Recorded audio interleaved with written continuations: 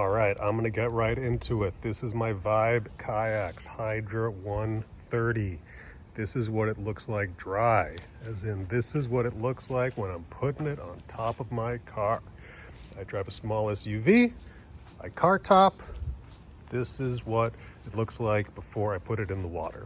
So we're gonna go bow to stern. First of all, I have a 6-inch carabiner here for a bow tie down, and that lets me just easily tie it down.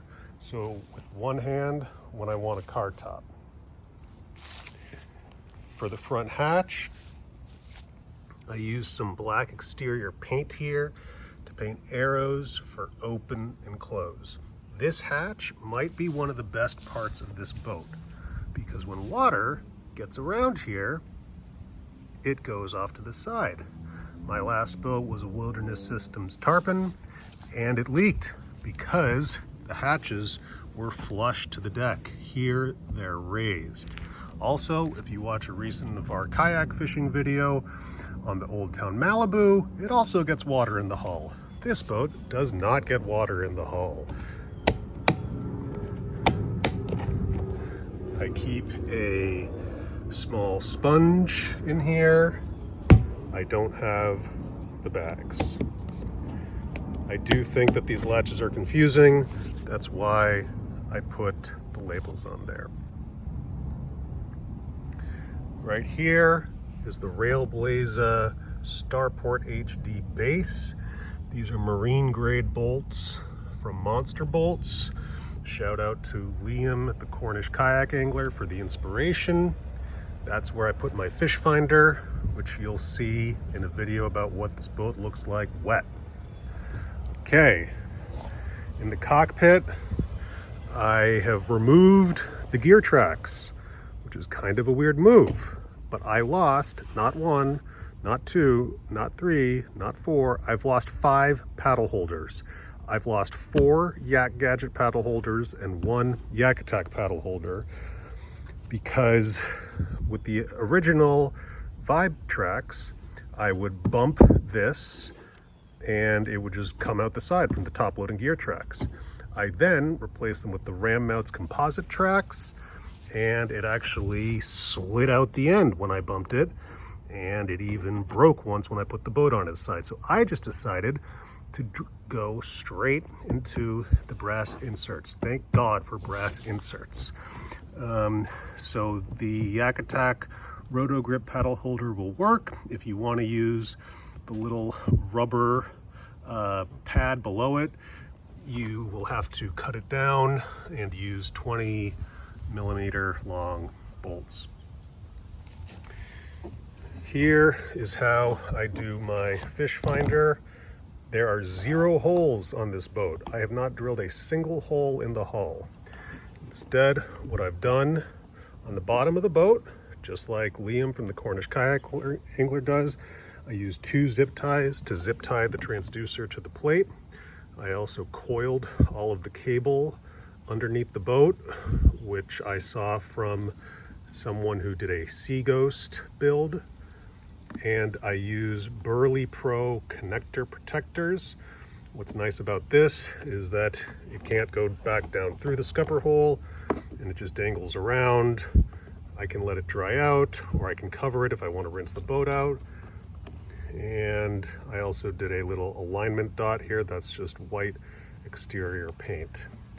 I removed the gear tracks on my center console to save weight. I'm being a little bit of a weight weenie with this build. I don't have any use for them yet.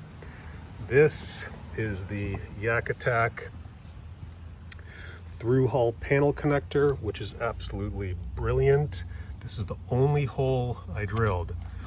It was just a little hole in here, and I just used some marine grade sealant, and that's what it looks like, just 4 screws. I'm going to do everything here with one hand because I have tried to make this boat as easy to use as possible. So there it is. So my power just goes there. You'll see that later. In terms of the center console, I replaced the original latches with Create Ye cooler latches off Amazon. I was inspired by another YouTube build on a Sea Ghost modification. I do not like the original latches. These cooler latches originally come orange, but I spray painted them black, and I decided to not drill any hole here. I used some Gorilla Glue here. It's not perfect, but it's a vast improvement from the original. Here's what it looks like inside. There's the through-hull panel connector. I also used some of the trimmable deck pad from Vibe Kayaks. That helps stuff not shift around here and maybe quiet stuff down a little bit. So you can see I'm still just using one hand. I can open and close this with one hand. It was a lot of work. I put a lot of time and effort and thought into this boat, but the original cooler latches, you cannot open or close with one hand. Now I can. I'm not saying this is the best solution. This has worked for me. Trimmable deck pad here on the sides so that your legs aren't just rubbing up against plastic. I'm 6'3" tall. I have this maxed out, but I'm totally comfortable in it and it's long enough for me. More trimmable deck pad here on the bottom. The idea here is I do not want the seat to be sliding around on the plastic. I want it to be gripped to the bottom. The only place where I have the scupper plugs in is here under the seat. If you don't have these in, your butt can get a little wet. I weigh about 215 pounds and my butt would get a little wet.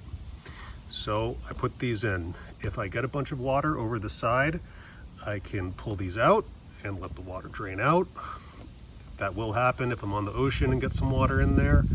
So they're easy to take out. Other than that, all of my scuppers are open. I replaced these gear tracks in the stern with Ram Mounts composite tracks. I don't necessarily recommend doing it. I'm frankly not sure it was worth it. The reason I did it is because the opening here is narrower on these Ram Mounts tracks than on the included metal ones, but these at the end of the day are flimsier, they're composite, they can break. You have to measure them out and drill holes in them. The reason I did it is because I was losing paddle holders. Ultimately, I just decided to do this. So that's something that I don't necessarily think is necessary, but it's worked for me. In the stern, more trimmable deck pad here. I do like to put my tackle box back here. Less likely for it to shift around. Everything does get wet here, so I use waterproof tackle boxes. These are YakAttack side ties vertical tie down loops. I don't use the rudder, but maybe I will someday, maybe with a Bixby, or maybe if I sell this boat down the line. So I just tie the rudder here. It's actually zip tied on. Here, what I'll do is I'll have a bunch of dry bags here in the stern, and I will put a strap through here and then use that strap to tie everything down and lash it down so that if I flip over, I don't lose anything. This hatch, I haven't modified anything here. I've just removed the bag that's inside. This hatch is like the hatch you would see on a sea kayak. That's why I think this boat is so great for sea kayakers. This hatch is absolutely watertight. I absolutely love it. I was so sick of my old boat and getting water in it. So every time that I paddle this boat and don't have water in the hull, it's the best. Last, in the stern here, this is just a cheap metal tie down from Amazon. It's like 10 bucks for 4 of them. I painted this black, otherwise it's shiny metal and I like to be a little more low profile. The only reason I have this thing is for this, because it's a Massachusetts state law. If you have something sticking out 3 feet behind you, you gotta have a flag. So I gotta have my flag dangling in the wind. I really believe in that in terms of safety. Anyway, that's about it. I love this boat. There's nothing else like this on the market. If you actually want to paddle your kayak and not just use a motor or pedals, this is your boat. I've got the Surge color, which I really like. Neon green on black is my favorite color scheme, and that's what I got. So anyway, I hope you like it. Big shout out to Vibe Kayaks. Thank you guys so much. Matt Charette, you're the man for designing this thing. Liam from Cornish Kayak Angler, you were super helpful. And thanks for all the input. Whether you're freshwater or saltwater, it don't matter. Paddle this boat. It's good exercise, it's fun, it's super customizable, it's future proof. You can do a fish finder, you can do a motor. I'm telling you, it's where it's at. The thing is only 75 pounds. You can get it on top of your car. She moves. That's it, y'all. I'll see you in the next one. Peace.